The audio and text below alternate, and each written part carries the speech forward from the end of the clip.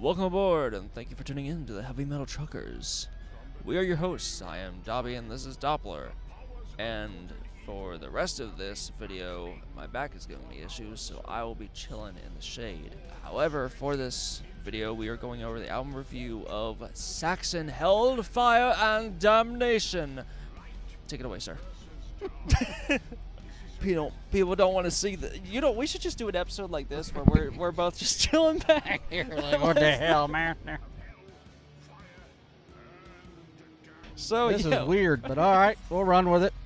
Everything else has gone weird today. Why not this? One of us needs to bring up the track listing now. Oh, god damn it. Hold up. The real question is, once I get laid back, are we going to be able to see the fucking track list? I'll be able to see it. I'm not blind. Well, with my glasses on. I was about to say. Alrighty, so. I feel like a dumbass. I can't read any of that. Well, I can read some of it. So. Oh, I'll help you because I can kind of see, or I can squint enough to see. Yeah, I can see. Oh, okay, no. All right, we're good now. I apparently, from looking at that light, I had, okay. You got blinded. Yeah. Blinded. Oh, Lord. So anyway, we have already reacted to one of the songs on this album because they put out the title track single for this, which we both enjoyed, Hellfire and Damnation. Oh, yeah. Actually, sir, that was the Prophecy. No, it was Hellfire. Oh, and yeah. Damnation, Okay, they spoke about Prophecy. Anyway. They have released another one since then. It wasn't Prophecy, though. It was. I think it was There's Something in Roswell. Yeah. Well, because there's a play button right beside it. Oh. I did not even see or that. It looks like from here. It's a dot, but that dot might mean they released it. Okay. So. That was so fun, I'm not gonna lie. What? There's something in Roswell. There's something in Roswell. So, song started with a little intro as well, or song. Album. Tell me, before we go into that, tell me that they didn't plan that for a live performance, because Which one?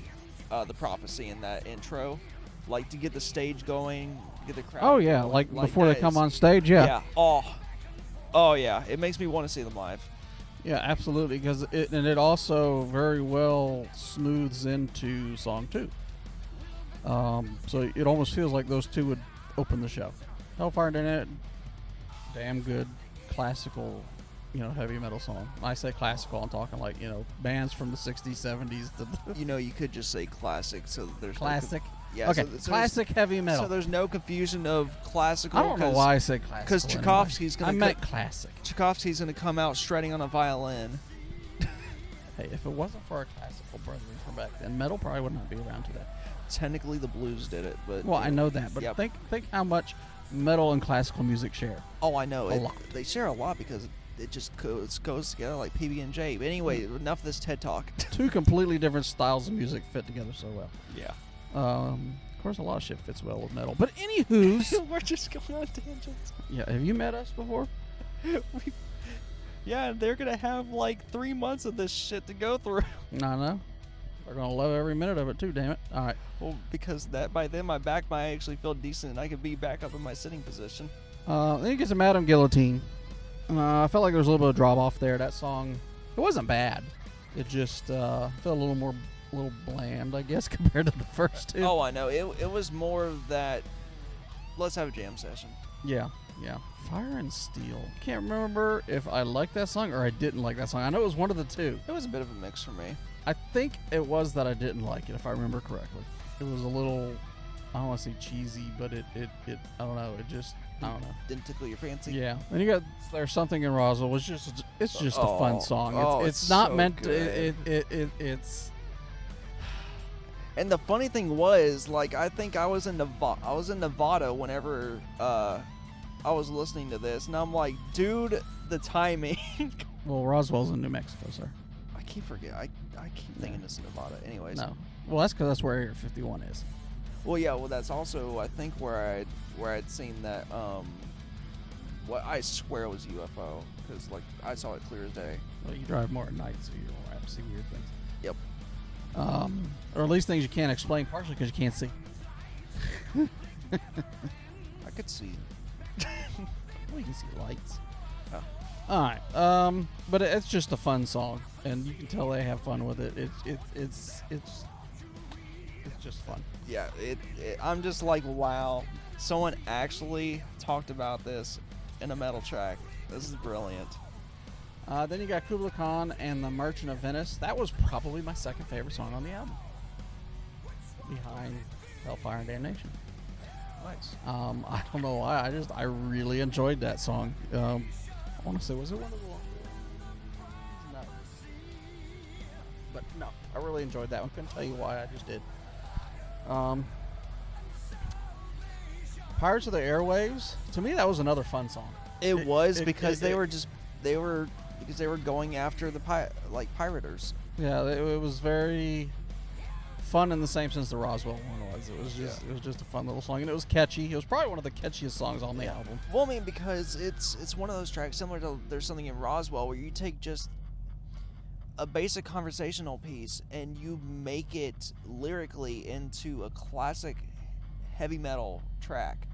And so that's what I find intriguing about it, is they're able to make it feel like it was almost a medieval essence. Mm-hmm. The Neo 1066, which was them trying to be Sabaton. I say that because it easily could have been a Sabaton song, at least lyrically. Yes. And but overall, it was a decent song. It actually led me to discover another band, funnily enough, because I told him I thought 1066 sounded familiar. I thought maybe it was a cover, but I don't think it is. I think it's actually their song. But there was another band that put out a song by the same title this year. So anyway, let's see if you can say the name correctly this time. Bloodbound. Yeah, because he keeps on saying Bloodborne. Yeah, I was supposed to be Bloodbound. If you hadn't said if I could say it correctly, I might have said it wrong. That made me think. Screwed up. Witches of Salem. It was another fun little song. Nothing crazy about it. Had a hell of a groove though. Yeah. And then the last song, Supercharger, was easily the worst song on the album for me. I like this. Yeah. But it's as a whole, I will say Saxon, they are a really good classic heavy metal band. They know what they're doing. You can tell they don't take themselves super serious. And they're just a bunch of old dudes having fun, still rocking out up there. And that's the reason why I've come to really enjoy them, just because there's not many groups that are like that. They're from like late 70s, early 80s. They're just still packing this much of a punch. You know, there were times in this, which normally I would consider this a negative. But with them, I didn't, because you really begin to feel like it's kind of their shtick. Their lyrics, for the most part, are very basic. Which I prefer. And I enjoy. Even though they've been around for 50 years or whatever, and they have that sound of being around, they still almost sound like a Battle of the Bands garage band getting up there, getting, going and up they're there. the headliner. Yeah, well, they would be the ones that would win. But they still have that feel and sound to them. And normally I would consider that a negative, but here I don't. I think it works for them. Yeah. And, overall, I enjoyed the album. Now, did it blow me away? No. But I still enjoyed it. Debating on the score, somewhere, say, 7.5 or an 8 for me. No. I first kind of started to get, venture towards Saxon whenever, I saw, I had known about them, but just never really listened to them. And then I saw that, I think his name's Bill, vocalist. He had done some work with Johannes from Amon Amarth. And I'm like, wait, that's a dude from Saxon. And I'm like, damn, his vocals are good. And then that's whenever Hellfire and Damnation came up on, just was going to watch some of my tech videos, and I'm like, hey, we gotta check this out. And so we checked it out, and we greatly enjoyed it. And afterwards, I remember mentioning that as big of a fan of Priest as I am, I'm ashamed that I didn't listen to these guys sooner, because they just have that fun, heavy groove that is similar to what you would find from Priest. Even though Priest is way more aggressive, they still have just that formula that has stood the test of time. Now, that being said, I felt like also with like lyrically and musically, they're still back in their day. Yes. And so, but that was not in a bad way. It's just general observation. But even for this day and age, it still made it sound damn good, and I had fun with it. Just I listened to this album twice.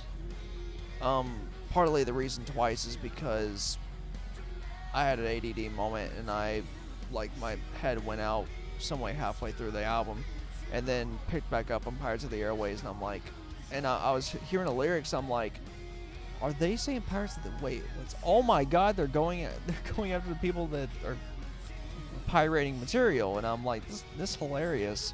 And so, and then Witches of Salem stood out to me as well, but there's something in Roswell. I mean, oh God, I love that one. That was just so much.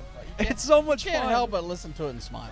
Exactly. So I mean, and so where I feel like this album may have found flat, either because something was too basic or it just didn't really do much for me.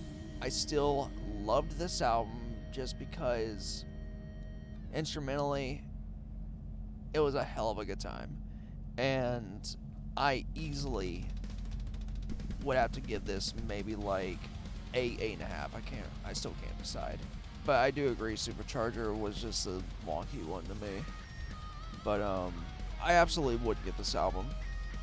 I wouldn't have any regrets about it. Although what I will say is there is a track from them, I don't know what it is. I don't know if it's just a one-off or whatever, but Johannes from Monomarth did work with them. And I have no idea what it is, but I'm going to find out at some point. No idea. Yeah, that was extremely informative. But yeah, I just enjoyed it, and that album cover is so badass. And I can't remember what it looks like. Scroll up and you can. Like, that is just a metal album. Oh yeah, a classic heavy metal album. Yeah, and it's fucking cool. So, yeah, I'm probably gonna be getting this album at some point. I don't know when, but yeah. That's really all I have to say about it. Again, I'm just more general discussion about an album. No real details necessary unless like something really stood out to me, which it does kind of take a lot for it to stand out to me and actually pique my interest. But you know, and I'll add, if people out there who haven't maybe really heard a lot of Saxon, but like, the classic metal sound, but this definitely would be worth checking out for them. Should we start doing a segment on who would this album be for? Because you've done that with you did that with I've done that with a couple. I couldn't tell you which one. Yeah, I think you did it with Wrath, and you did it with this one, and I think you did it with another one. But I'm like, it wouldn't be a bad thing to mention who this album would be good for. Cause I mean, shit, I think even on Banger for all the Joes out there. No, I'm just kidding. This goes out to all you Joes. But because it's similar to what like Banger TV does with their like album reviews, and they're like, if you like this is for you, and if you don't, well, sucks for you. Yeah, I would say classic metal people. Anybody who's a priest or like Iron Maiden or anything like that, you probably like these guys. Oh, yeah. If you haven't already. Yeah. And now for our epic ending, I will sit up. And I'll end it like this. Thanks for tuning in, and as always, keep rolling heavy. That was the greatest ending. Just